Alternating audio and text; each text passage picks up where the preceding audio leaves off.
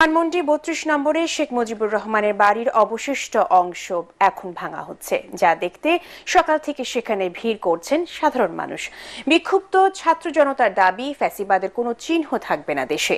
ভারতে বসে গণহত্যাকারী শেখ হাসিনা নতুন করে ফ্যাসিবাদ উস্কে দেওয়ায় সারা দেশের মানুষ আবারও বিক্ষুব্ধ হয়ে উঠেছে বলে জানান তারা। মনির হোসেন তপুর রিপোর্ট।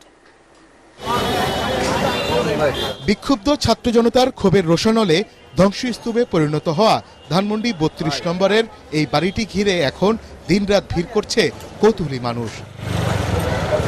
ইতিহাসের সাক্ষী হতে কেউ কেউ ঘুরে ঘুরে তুলছেন ছবি।